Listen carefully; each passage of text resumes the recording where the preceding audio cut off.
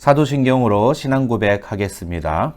전능하사 천지를 만드신 하나님 아버지를 내가 믿사오며 그 외에도 우리 주 예수 그리스도를 믿사오니 이는 성령으로 잉태하사 동정녀 마리아에게 나시고 본디오 빌라도에게 고난을 받으사 십자가에 못 박혀 죽으시고 장사한 지 사흘 만에 죽은 자 가운데서 다시 살아나시며 하늘에 오르사 전능하신 하나님 우편에 앉아 계시다가 저리로서 산자와 죽은 자를 심판하러 오시리라.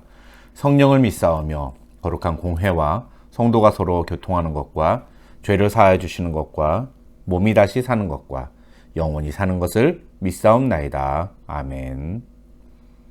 찬송가 500장 함께 찬양하겠습니다. 물 위에 생명줄 던지어라 함께 찬양하겠습니다.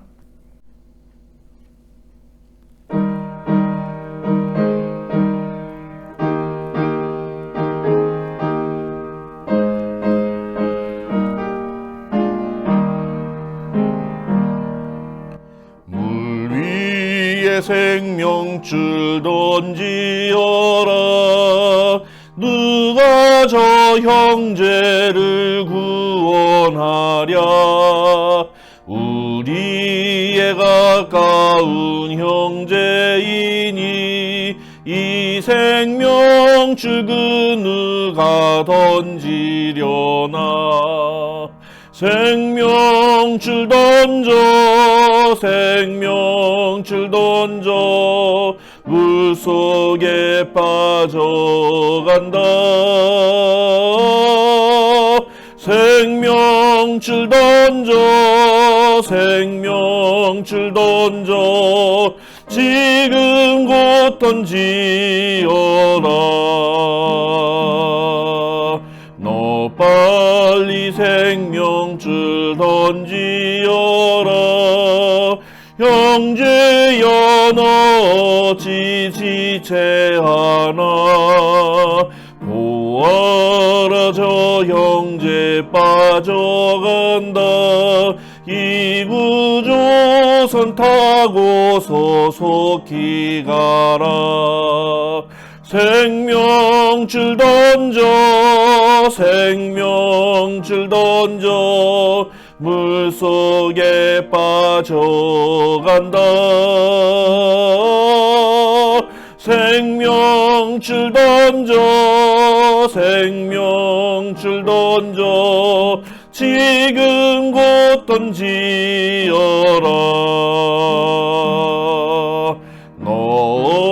어서 생명줄 던지어라. 저 형제 지쳐서 허덕인다. 시험과 근심의 거센 풍파 저 형제를 휩쓸어 몰아간다.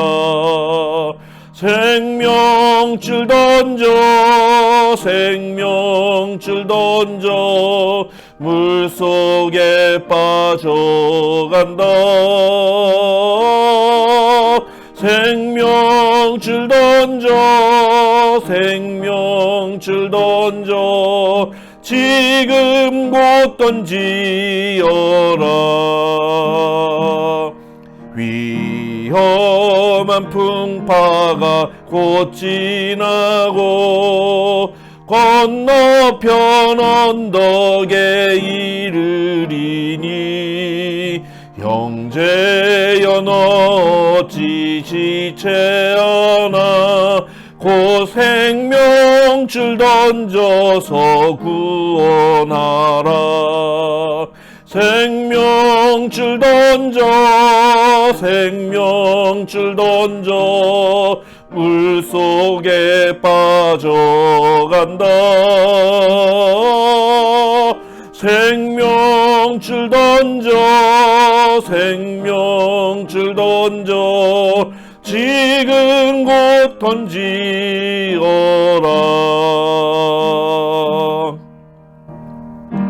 이 시간 우리 함께 기도하겠습니다. 이 시간 기도할 때에 오늘 수요 강단을 위해서 함께 기도하겠습니다. 오늘도 주시는 말씀 앞에 우리 모두 겸손하게 무릎 꿇고 하나님 그 말씀을 마음판에 새기는 이 밤이 되게 하여 주시옵소서. 그렇게 기도하시고요.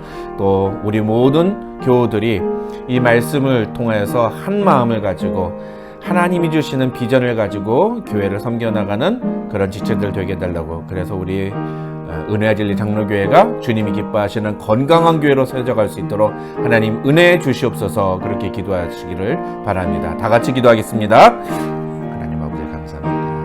우리에게 귀하신 허락해 주시고 하나님께서 우리에게 귀한 말씀으로 우리를 함께 해주시고 감사합니다. 우리가 세워간다는 함께 모였습니다.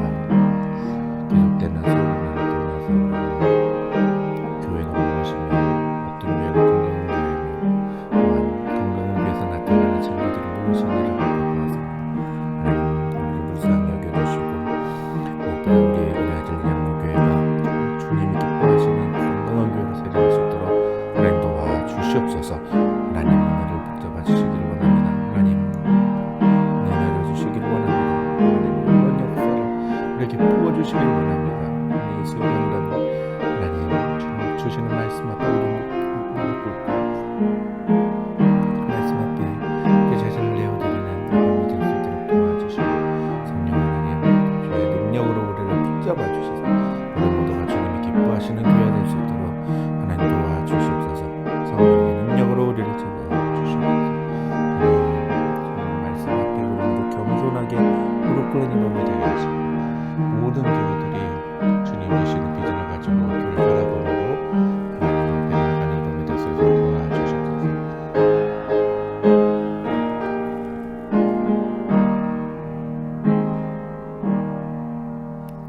사랑과 은혜가 충만하신 하나님 아버지 감사합니다. 오늘도 우리에게 귀한 밤 허락하여 주시고 비록 인터넷으로지만 우리가 수요강단으로 함께 모일 수 있도록 허락해 주심을 감사합니다. 하나님 계속되는 이 수요강단을 통해서 주님이 기뻐하시는 건강한 교회, 성경적인 교회가 어떤 모습인지를 우리가 함께 다루고 있습니다. 하나님 주시는 말씀 앞에 우리 모두 진지하게 반응하고 우리 자신을 제물로 드림으로써 주님의 몸된 교회를 주님이 기뻐하시는 교회로 세워가는 일에 함께 동참하는 우리 모든 교우들 될 수 있도록 축복하여 주시옵소서. 말씀을 사모하며 이 자리에 선 살아가는 성도들에게 주님 합당한 은혜를 나리워 주시옵소서. 감사드리오며 예수님의 이름으로 기도드립니다. 아멘. 이제 우리 하나님의 말씀 살펴보겠습니다. 오늘 우리에게 주시는 하나님의 말씀은 사도행전 1장 8절 말씀입니다. 사도행전 1장 8절 말씀 다 같이 함께 읽겠습니다. 오직 성령이 너희에게 임하시면 너희가 권능을 받고 예루살렘과 온 유대와 사마리아와 땅끝까지 이르러 내 증인이 되리라 하시니라. 아멘. 함께 읽은 본문 말씀 가지고 건강한 교회의 5가지 핵심 사역 5번째 시간으로 오늘은 증거에 대해서 함께 말씀을 나눠보겠습니다. 우리는 이제까지 수요 강단을 통해서 건강한 교회, 성경적인 교회에서 나타나는 5가지 핵심 사역들 중에 4가지를 살펴보았습니다. 첫째로 건강한 교회에서는 하나님이 받으실 만한 예배가 드려진다. 그렇게 말씀드렸습니다. 여기서 하나님이 받으실 만한 예배란 무엇일까요? 우리가 알고 있는 그런 화려한 예배, 감동적인 예배가 아니라고 말씀드렸습니다. 하나님이 원하시는 예배는 우리의 생각과 다르다. 그래서 우리는 성경을 통해서 하나님이 우리에게 요구하시는 예배가 무엇인지를 정확하게 이해하는 것이 굉장히 중요하다. 그렇게 말씀을 드렸고요. 둘째로 건강한 교회에서는 진심 어린 교제가 일어난다. 근데 이 교제의 사역은 사실은 어떤 프로그램이나 어떤 사역이 중요한 게 아니라 그 교제가 가능하게 하는 마음의 기본적인 자세가 중요하다는 말씀드렸습니다. 그래서 이 교제 사역의 가장 중요한 마음 자세는 바로 주님이 우리를 사랑하시듯 우리도 다른 사람들을 사랑하는 것이어야 한다. 그 사랑이 교제의 기본이어야 된다. 그렇게 말씀드렸습니다. 그렇다면 주님이 우리를 어떻게 사랑하셨습니까? 주님은 우리를 위해서 죽으셨다. 그래서 우리도 주님처럼 다른 사람을 위해서 죽기까지 사랑해야 된다. 그렇게 말씀을 드렸죠. 근데 우리가 다른 사람을 위해서 죽는다는 게 실제적으로 불가능하니까 그것을 대신할 수 있는 방법이 뭐라고 했죠? 첫째, 다른 사람을 위해서 우리의 시간을 사용하면 된다. 다른 사람을 위해서 시간을 사용한다는 것은 우리의 몸을 사용하는 것이기 때문에 그것이 결국 다른 사람을 위해 죽는 것과 다를 바 없다. 그런 말씀드렸고요. 또 그렇게 다른 사람을 위해서 시간을 사용하려면 우리의 자존심을 버려야 된다. 그렇게 말씀을 드렸습니다. 셋째로 건강한 교회에서는 지식과 감정과 의지의 변화가 일어나는 훈련 사역이 있다. 그렇게 말씀드렸습니다. 이 훈련 사역을 통해서 건강한 교회 성도들은 하나님을 아는 것과 믿는 것이 하나가 되어 그리스도의 장성한 분량이 충만한 데까지 자라간다고 말씀을 드렸습니다. 이 하나님의 말씀을 통해서 하나님이 누구신지를 더 분명하게 아는 것, 그것이 굉장히 중요하다. 그런데 우리가 그렇게 하나님을 더 깊이 알아가면 하나님을 더 깊이 사랑하게 되고, 하나님을 사랑하게 되면 우리의 삶 속에서 하나님을 위해서 우리가 무언가를 더 하고 싶은 그런 마음의 의지가 생긴다. 그렇게 지식과 감정과 의지의 변화를 경험한 사람들은 더 이상 자신의 삶을 자신의 것이라고 여기지 않고 교회와 다른 지체들을 위해서 또 본질적으로 주님을 위해서 사용한다고 말씀을 드렸습니다. 그것이 건강한 교회에서 나타나는 네 번째 핵심 사역인 사역이라고 말씀을 드렸습니다. 이 사역의 기본 자세는 세상 가치를 따르지 않는 것이다. 그렇게 말씀을 드렸죠. 그래서 예수님이 하신 두 가지 말씀을 가지고 우리가 그것을 설명드렸습니다. 첫째는 너희는 그렇지 않을지니 세상에서는 대접받는 사람이 높은 사람이다. 리더다. 그러나 하나님의 나라의 관점에서는 하나님이 원하시는 것은 그런 모습이 아니다. 주님이 기뻐하시는 참된 리더는 섬기는 사람이어야 한다. 세상의 가치를 따라서 내가 대접을 받고 내가 인정을 받으려고 해서는 안 된다. 그렇게 말씀을 드렸고요. 두 번째로 그러나 나는 너희 중에 섬기는 자로 있느라. 예수님이 그 모범을 보여주셨다는 거죠. 그래서 우리가 예수님을 닮아가는 제자라면 예수님이 섬기는 자로 우리 중에 있으셨던 것처럼 우리도 섬기는 자로 있어야 된다. 그래서 교회에서 우리가 여러 가지 사역들을 감당할 때 이 두 가지 기본 자세, 대접을 받거나 인정을 받으려는 마음을 버리고 예수님처럼 우리도 섬기는 자가 되어야 한다. 그렇게 말씀을 드렸습니다. 이제 오늘은 그 마지막 다섯 번째 시간입니다. 건강한 교회, 성경적인 교회에서 발견되는 다섯 가지 핵심 사역은 바로 증거입니다. 오늘 본문을 다시 한번 읽어보겠습니다. 오직 성령이 너희에게 임하시면 너희가 권능을 받고 예루살렘과 온 유대와 사마리아와 땅끝까지 이르러 내 증인이 되리라 하시니라.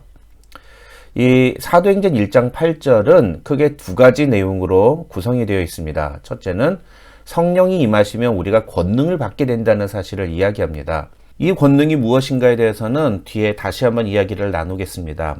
어쨌든 성령이 임하시면 우리는 이전과는 다른 어떤 능력을 갖게 된다는 것을 기억하시고요. 두 번째로 성령이 임하시면 우리가 예수님의 증인이 된다고 오늘 본문은 말합니다.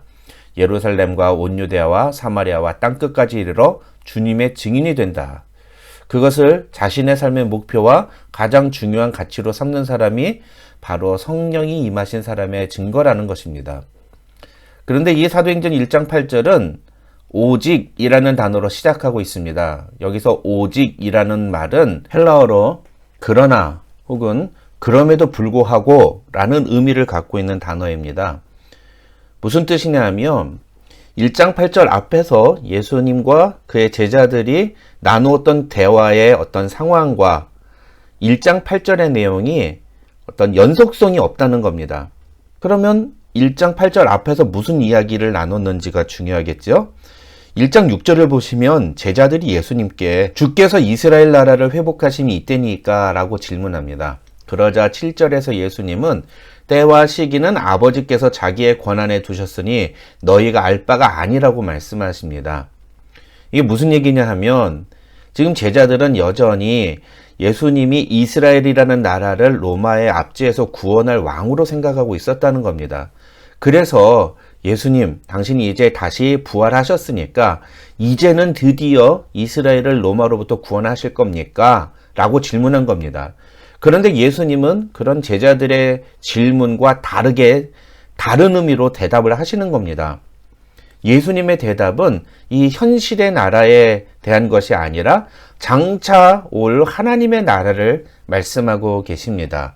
그러면서 장차 있을 그 하나님의 나라가 언제 이 땅에 임하는지에 대해서는 하나님 아버지께서 결정하실 거니까 그건 너희가 신경 쓸 바가 아니다 라고 말씀하시면서 오직 너희는 성령을 받아야 된다. 그리고 성령이 너희에게 임하시면 너희가 권능을 받고 내 증인이 될 것이다. 이렇게 말씀을 하시고 있는 거죠. 이 말씀의 뜻은 너희가 진짜 관심을 가져야 되는 것은 하나님의 나라가 언제 오느냐가 아니라는 겁니다. 예수님의 제자들이 진짜 관심을 가져야 되는 것은 성령을 받고 예수님의 증인으로서 살아가는 것이다. 그걸 말씀하시고 있는 겁니다.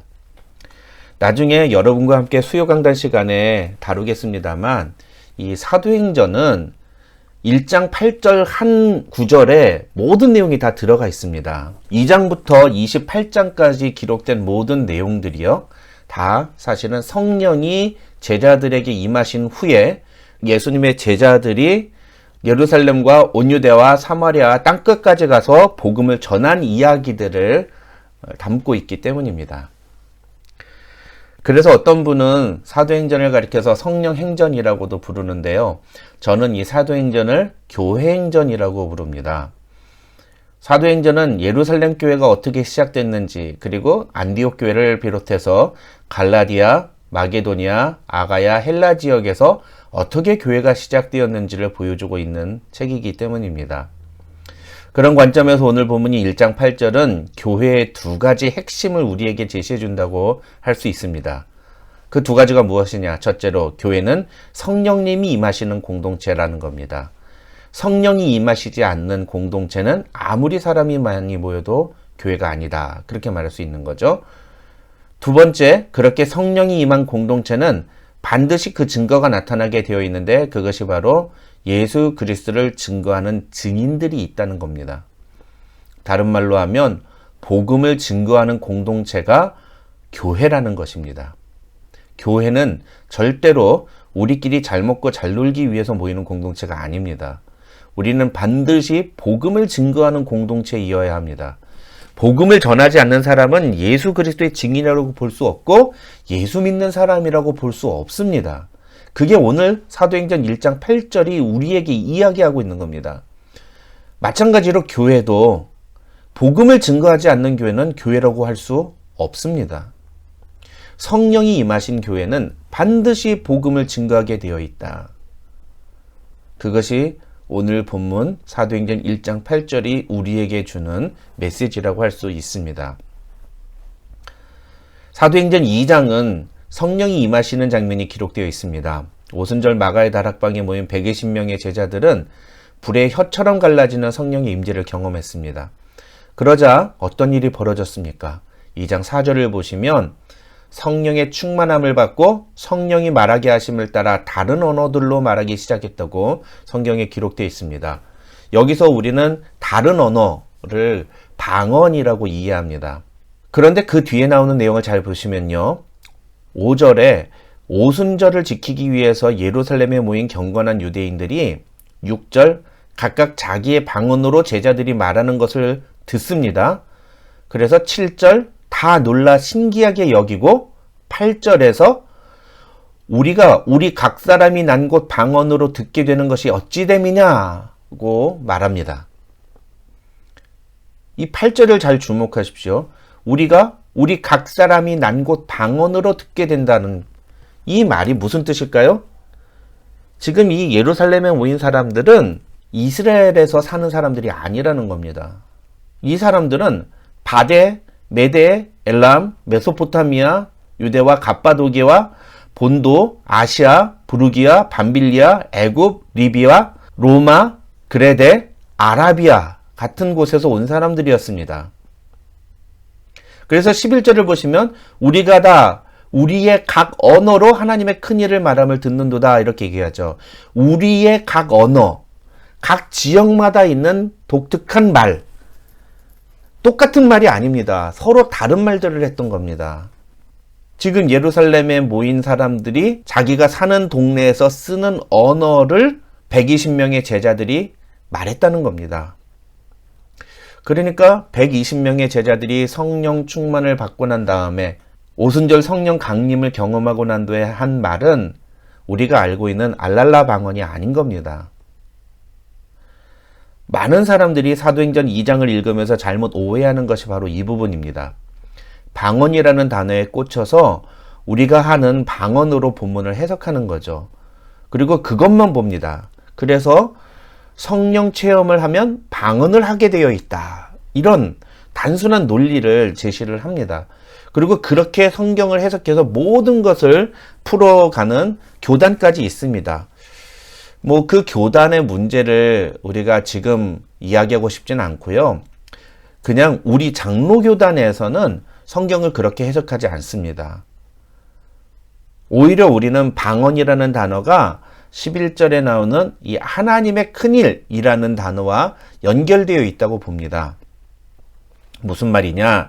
오순절 성령 강림을 경험한 후에 120명의 제자들이 하나님의 큰일을 말하게 됐다는 겁니다. 근데 그 하나님의 큰일을 각각 다른 지방 언어로 말을 했다는 거죠. 그게 사도행전 2장에서 이야기하고 있는 겁니다. 그 다음 중요한 건 뭐냐? 이 사람들이 말한 하나님의 큰일이라는 것이 무엇이냐는 겁니다.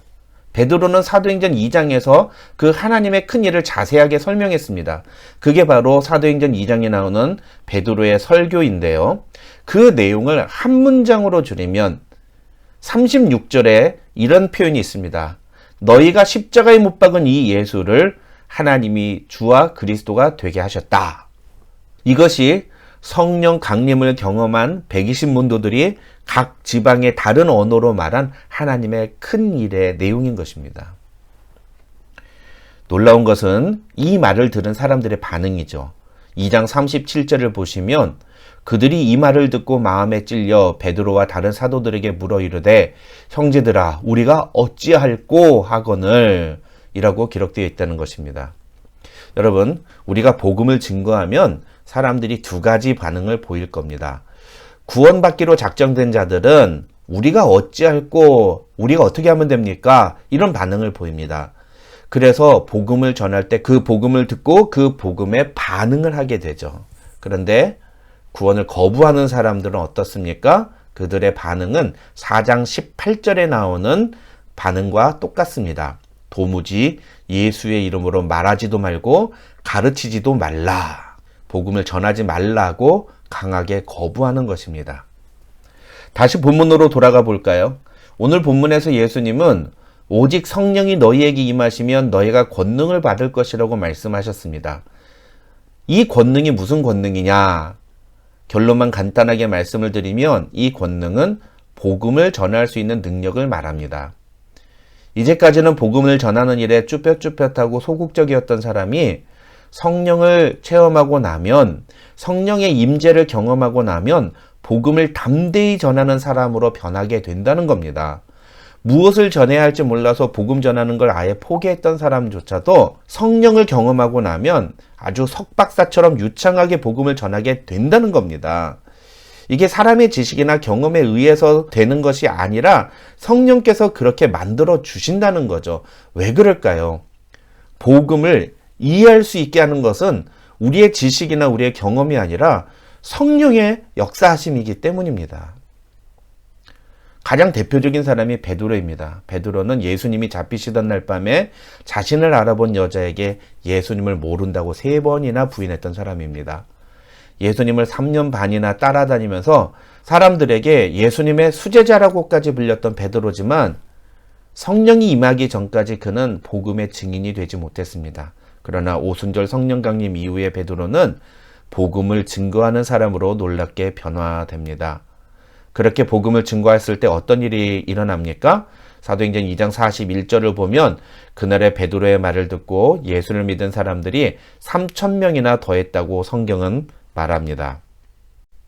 사도행전 4장 13절을 보시면 이렇게 담대하게 복음을 전하는 베드로와 요한의 모습을 본 제사장과 종교 지도자들은 그들이 원래 학문을 배우지 못한 일반 사람인 줄로만 알았다가 너무나 담대하게 또 너무나 정확하게 복음을 전하는 모습을 보고 깜짝 놀라는 그런 장면이 나오기도 합니다.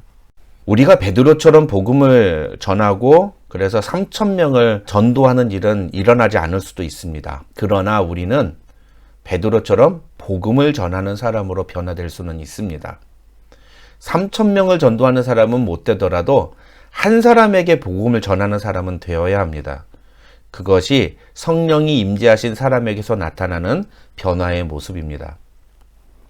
사도 바울도 마찬가지입니다. 예수님을 만나기 전까지 사도 바울은 예수 믿는 사람들을 잡아 죽이던 사람이었습니다. 그런 바울이 다메섹 도상에서 예수님을 만납니다. 그리고 아나니아라는 사람을 통해서 세례를 받습니다. 이게 성령의 임재를 이야기하는 겁니다. 그러자 어떻게 해야 됩니까? 사도행전 9장 19절부터 22절에는 이런 내용이 나옵니다. 사울이 다메섹에 있는 제자들과 함께 며칠 있을새 즉시로 각 회당에서 예수가 하나님의 아들이심을 전파하니 듣는 사람이 다 놀라 말하되 이 사람이 예루살렘에서 이 이름을 부르는 사람을 멸하던 자가 아니냐. 여기 온 것도 그들을 결박하여 대제사장들에게 끌어가고자 함이 아니냐 하더라. 사울은 힘을 더 얻어 예수를 그리스도라 증언하여 다메섹에 사는 유대인들을 당혹하게 하니. 사도행전은 이렇게 성령의 임재를 경험하고 복음의 증인이 된 사람들을 기록한 책입니다. 우리는 그들을 가리켜 교회라고 부릅니다. 지금 우리가 모이는 교회는 바로 그들이 전한 복음의 열매라고 할 수 있습니다. 사랑하는 은혜와 진리 장로교회 교우 여러분, 여러분이나 저나 성령님을 모시고 사는 사람들이라는 사실을 반드시 기억하시기 바랍니다. 그렇다면 우리도 주님의 복음을 증거하는 사람이 되어야 합니다. 그것이 성령 받은 사람의 증거이고 성령이 임재한 교회의 모습인 것입니다. 교회에서 증거사역은 프로그램이나 이벤트가 아닙니다. 교회의 증거사역은 교회의 본질 그 자체입니다. 전도는 이벤트로 하는 게 아닙니다. 전도는 그리스도인의 생활이어야 합니다. 우리는 때를 얻든지 못 얻든지 복음을 전하기 위해 힘써야 합니다. 몇 명을 전도하느냐가 중요한 게 아닙니다. 복음을 전하기 위해서 힘쓰고 있다면 결과는 하나님께서 알아서 하실 겁니다. 앞으로 저는 우리 교회가 복음을 전하는 교회가 되기 위해서 여러 가지 사역을 기획하고 있습니다. 그런데 그런 사역들보다도 정말 중요한 건 무엇이냐면 우리 한 사람 한 사람이 복음을 전하는 예수 그리스도의 증인이 되어야 된다는 것이죠. 그것을 당연하게 여겨야 되고 복음을 전하는 일에 우리의 모든 관심을 기울여야 합니다. 그러려면 가장 먼저 우리에게 필요한 것은 과연 누구에게 복음을 전할 것인가에 대해서 우리가 항상 생각을 하고 있어야 된다는 거죠. 이것이 제가 갖고 있는 우리 은혜와 진리 장로교회의 전도 전략입니다. 우리는 앞으로 한 사람 이상의 태신자를 마음에 품고 항상 기도할 것입니다. 고향에 계신 부모님도 좋고 베이커스필드에 함께 사는 교민도 좋습니다. 심지어 교회 주변에 사는 우리 이웃도 그 대상이 될 수 있습니다. 누구든지 우리가 복음을 전해야 할 필요가 있는 사람이라면 우리의 태신자가 될 수 있습니다. 꼭 우리 교회로 인도하지 않아도 됩니다. 영어 사역이 완벽하게 구비되지 않은 상황에서 오히려 미국인이 우리 교회에 와서 같이 예배를 드리는 것은 우리 모두에게 어려움이 될 수도 있습니다. 차라리 그런 분들은 주변에 좋은 미국 교회로 연결해 드리는 것이 훨씬 더 좋은 일이라고 저는 생각합니다. 꼭 우리 교회로 사람을 데려와야만 한다는 생각을 버리기만 한다면 우리는 얼마든지 복음을 증거하는 삶을 살 수 있습니다. 저와 여러분 모두 그렇게 복음의 증인이 되기를 주님의 이름으로 축원합니다. 다시 한번 정리해 보겠습니다. 성경적인 교회, 건강한 교회에서 나타나는 5가지 핵심 사역은 무엇이죠? 첫 번째는 예배입니다. 그 예배의 핵심은 무엇입니까? 하나님이 받으실 만한 예배를 드리는 것이 중요하다. 우리가 예배를 드리는 것에 만족해서 안 된다. 그렇게 말씀드렸고요. 두 번째는 교제입니다. 교제. 교제란 주님이 우리를 위해서 자신의 몸을 내어주셨던 것처럼 우리도 그렇게 다른 사람을 사랑할 때에 실제로 가능하다 말씀을 드렸습니다. 그래서 우리가 다른 사람을 위해서 우리의 시간을 사용하는 것이 중요하고 우리의 자존심을 버리는 것이 중요하다. 셋째로 훈련 사역입니다. 이 훈련 사역은 우리의 지식과 감정과 의지의 변화가 일어나는 것을 목적으로 한다. 근데 이렇게 지식과 감정과 의지의 변화가 일어나려면 반드시 하나님을 아는 것과 믿는 것이 하나가 되는 것이 필요하다. 그렇게 말씀을 드렸고요. 그 다음에 네 번째로 사역입니다. 교회 안에 다양한 사역들은 어떻게 일어나느냐. 그것은 먼저 앞서 훈련 사역을 통해서 지식과 감정과 의지의 변화를 경험한 성도들에 의해서 실시된다라고 말씀을 드리면서 이 사역의 기본 가치, 이 사역을 감당하는 사역자들이 가져야 되는 가장 중요한 기본적인 자세는 내가 하는 사역을 인정받거나 대접을 받으려는 생각을 버려야 된다.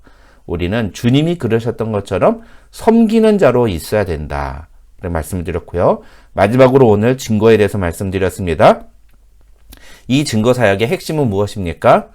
성령이 임재한 교회는 반드시 복음을 증거하는 교회가 되어야 한다. 우리는 그런 변화를 경험해야 된다. 예수님은 우리에게 복음을 전할 수 있는 능력을 주셨다. 그것이 성령의 임재의 증거다. 그렇게 말씀을 드렸습니다. 그래서 우리가 이전에는 복음을 증거하는 일에 전혀 관심이 없던 사람이 이제는 복음을 증거하는 일에 관심을 갖게 되는 것.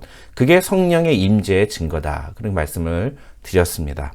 사랑하는 우리 은혜와 진리 장로교회 교우 여러분, 저는 우리 교회가 하나님이 기뻐하시는 성경적인 교회로 변화되어 가기를 간절히 원합니다. 그것을 위해서 담임 목사로서 제게 주어진 책임과 역할을 다할 것입니다. 우리 성도 여러분께서도 이 일에 함께 동참하시고 마음을 모아주시고 무엇보다도 같은 목표와 비전을 바라보고 이 일에 참여해 주시기를 간절히 부탁을 드립니다. 무엇을 어떻게 해야 되는지에 대해서는 앞으로 차차 제가 여러 루트를 통해서 여러분께 설명드리고 말씀을 드리겠습니다. 가장 중요한 것은 우리가 하나님의 말씀으로 변화를 경험해야 된다라는 것입니다. 이 변화가 우리에게 일어날 때에 우리 교회가 정말 건강한 교회로 변화되고, 그래서 우리 교회 안에 예배, 교제, 훈련, 사역, 증거, 이 5가지 핵심 사역들이 아름답게 열매를 맺는 그런 놀라운 역사가 일어나게 될 것입니다. 이런 비전을 함께 가지고 우리 교우 여러분들께서도 함께 주님의 뜻을 이루는 공동체로 나아가 주시기를 주님의 이름으로 부탁드립니다. 함께 기도하겠습니다. 하나님 아버지 감사합니다. 오늘도 우리에게 귀한 시간 허락해 주시고, 비록 인터넷으로 모여 있지만 우리가 주님 앞에 겸손하게 무릎 꿇고 주님이 우리에게 주시는 교회를 향한 비전을 마음에 품으며 함께 수요 강단으로 참여할 수 있도록 허락해 주심을 감사합니다.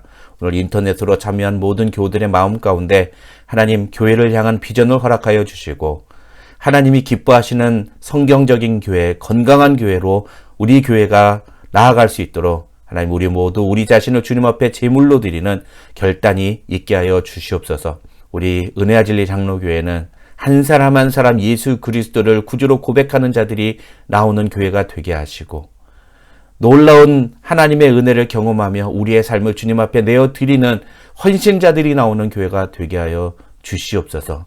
그래서 이 베이커스필드 지역에 정말 건강한 교회로 소문나게 하시고, 이 캘리포니아 지역에 정말 건강한 교회로 소문나게 하시고, 이 미주 지역의 건강한 이민교회로 많은 사람들에게 인정받는 교회 될 수 있도록 하나님 축복하여 주시옵소서. 지난 5주 동안 우리에게 귀한 말씀을 허락해 주신 하나님 감사합니다. 또 앞으로도 수요 강단을 통해서 우리에게 또 주의 말씀을 가르치실 때 우리가 주의 말씀 앞에 엎드리고 무릎 꿇게 하시고, 그래서 우리 모두 하나님의 놀라운 은혜를 경험하게 도와주시옵소서. 예수님의 이름으로 기도드립니다. 아멘. 지금은 우리 구주 예수 그리스도의 한이 없으신 은혜와 우리 아버지 하나님의 만극하신 사랑과 성령 하나님의 감동, 감화, 교통 충만하신 은혜가 너희 무리 가운데 함께 있을지어다. 아멘.